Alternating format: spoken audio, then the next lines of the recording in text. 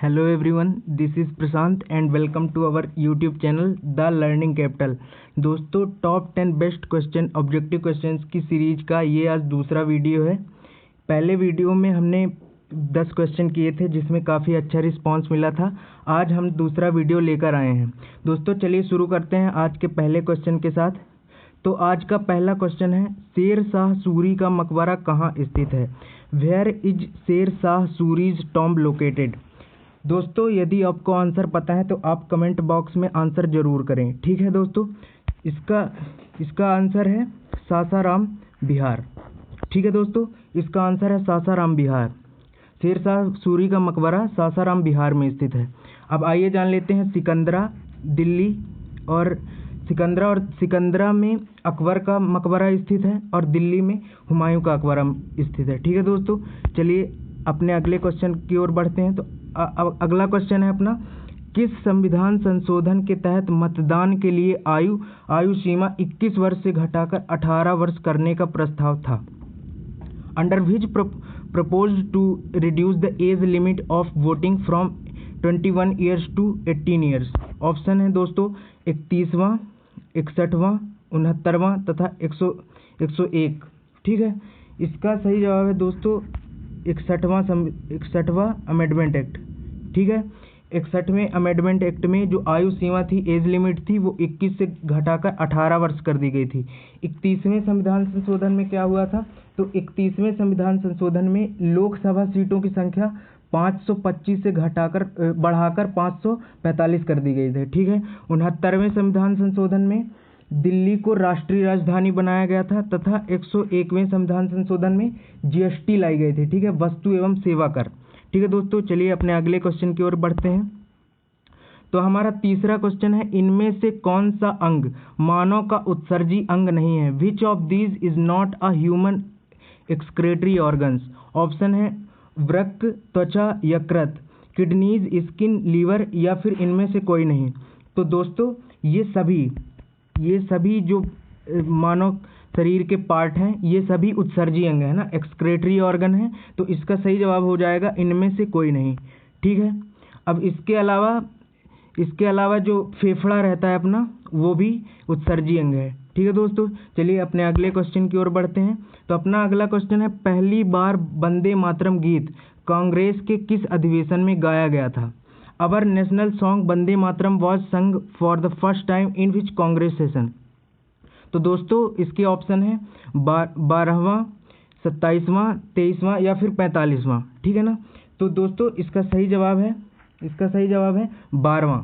अपने जो 12वां कांग्रेस का सेशन हुआ था उसमें गाया गया था वंदे मातरम। 12वें कांग्रेस के अधिवेशन कब हुआ था? ये 1896 में हुआ था। कहाँ हुआ? कोलकाता में हुआ था। और इसकी जो अध्यक्षता है वो रहीमतुल्लाह सयानी के द्वारा की गई। ठीक है दोस्तों, अब इनको भी जान लेते हैं। तो 27वें कांग्रेस के अधिवेशन ये हुआ था 1911 में। ठीक है, कलकत्ता में हुआ था ये। और इसकी जो अध्यक्षता थी वो पंडित बिशन नारायण धर के द्वारा की गई थी। इसमें पहली बार जनगण मन गाया गया था। ठीक है दोस्तों, 23वें अधिवेशन में क्या हुआ था? 23वें अधिवेशन में ये हुआ था 1907 में सूरत में। और जो इसकी अध्यक्षता है वो डॉक्टर रास बिहारी बोस के द्वारा की गई थी। इसमें क्या हुआ था? कांग्रेस का विभाजन, जिसको सूरत फूट बोला जाता है, ये हुआ था। ठीक है, और 45वां अधिवेशन हुआ था 1929 में लाहौर में, जिसकी अध्यक्षता पंडित जवाहरलाल नेहरू के द्वारा की गई थी तथा इसमें पूर्ण स्वराज की मांग की गई थी। ठीक है दोस्तों, चलिए अब अपने अगले क्वेश्चन की ओर बढ़ते हैं। दोस्तों यदि आपको वीडियो पसंद आ रही है तो कृपया लाइक करें। ठीक है, अब अगले क्वेश्चन की ओर बढ़ते हैं। इनमें से किस भारतीय राज्य की सीमा बांग्लादेश से नहीं लगती? विच of these Indian state does not share the border with Bangladesh? Mizoram, Assam, Manipur या फिर मेघालय? तो दोस्तों इसका सही जवाब है मणिपुर।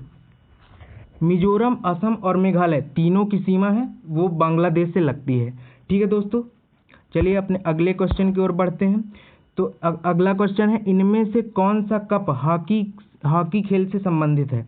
विच of these following cups related to hockey? Beighton cup, Durand cup, Ryder cup या फिर नारंग कप? तो दोस्तों इसका सही जवाब है बेटन कप।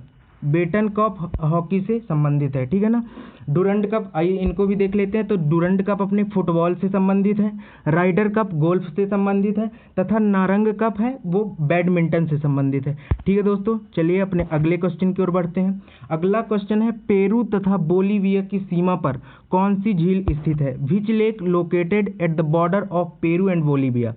टिटिकाका झील, टिटिकाका लेक, बैकाल झील, बैकाल लेक, है ना, सुपीरियर झील, या फिर कैस्पियन सागर झील? तो दोस्तों इसका सही जवाब है टिटिकाका झील।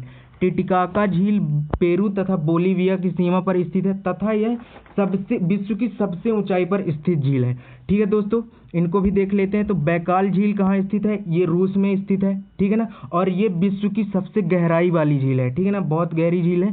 सुपीरियर झील भी रूस में स्थित है, और ये सॉरी दोस्तों, कैस्पियन सागर झील ये है रूस में स्थित है, और ये जो है सुपीरियर झील, कैस्पियन सागर झील विश्व की सबसे बड़ी झील है, ठीक है।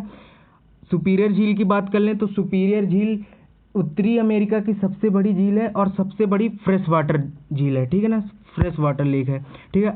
अगले क्वेश्चन की ओर बढ़ते हैं। तो अपना अगला क्वेश्चन है, दूध की शुद्धता किस यंत्र के द्वारा मापी जाती है? Milk determined by which instrument? ठीक है, इसका ऑप्शन है फैदोमीटर, लैक्टोमीटर, क्रोनोमीटर, या फिर कैलोरीमीटर। तो दोस्तों इसका सही जवाब है, यहाँ थोड़ा प्रश्न में मिस्टेक हो गई है, इसमें purity of milk determined by which instrument. तो इसके ऑप्शन है फैदोमीटर, लैक्टोमीटर, क्रोनोमीटर, या फिर कैलोरीमीटर। तो दोस्तों इसका सही जवाब है अपना लैक्टोमीटर। लैक्टोमीटर के द्वारा नापी जाती है दूध की शुद्धता, ठीक है। इनको भी देख लेते हैं। तो फैदोमीटर से समुद्र की गहराई मापी जाती है, ठीक है। क्रोनोमीटर में ये जलयानों में और वायुयानों में समय का पता लगाया जाता है, और कैलोरीमीटर से ऊष्मा ज्ञात की जाती है, ठीक है दोस्तों। चलिए अपने अगले क्वेश्चन की ओर बढ़ते हैं। तो अपना अगला क्वेश्चन है, इनमें से कौन सा कर राज्य सरकार के अधीन होता है? Which of these taxes is under the state government? संपत्ति कर, प्रॉपर्टी टैक्स, ब्याज कर, इंटरेस्ट टैक्स, भू राजस्व कर, लैंड रिवेन्यू टैक्स, या फिर व्यक्तिगत आय कर, पर्सनल इनकम टैक्स? तो दोस्तों इसका सही जवाब है भू राजस्व कर। भू राजस्व लैंड रिवेन्यू टैक्स है, ये होता है अपने राज्य सरकार के अधीन, बाकी ये सब तीनों कर केंद्र सरकार के अधीन होते हैं। हाँ दोस्तों एक बात और, ये जो चारों कर हैं ये डायरेक्ट टैक्स हैं, है ना, इनको क्या है प्रत्यक्ष कर बोला जाता है। ये चारों कर प्रत्यक्ष कर हैं, ठीक है दोस्तों। अब अपने अगले क्वेश्चन की ओर बढ़ते हैं। ये आज का हमारा अंतिम क्वेश्चन है। देवी चंद्रगुप्तम किसके द्वारा लिखी गई है? देवी चंद्रगुप्तम इज रिटन बाय, ऑप्शन है दंडी, विशाखादत्त, कालिदास, या फिर कौटिल्य? तो दोस्तों इसका सही जवाब है विशाखादत्त। इसका सही जवाब है विशाखादत्त। दंडी के द्वारा कौन सी पुस्तक लिखी गई है? तो दंडी के द्वारा लिखी गई है 10 कुमार चरितम, ठीक है दोस्तों। कालिदास के द्वारा बहुत सारी पुस्तकें लिखी गई हैं, जैसे कि मालविकाग्निमित्रम हो गई और अश्वमेघ हो गई, बहुत सारी पुस्तकें लिखी गई हैं। कौटिल्य के द्वारा अर्थशास्त्र लिखा गया है, जिसमें अपने मौर्य वंश से संबंधित जानकारियाँ प्राप्त होती हैं, ठीक है दोस्तों।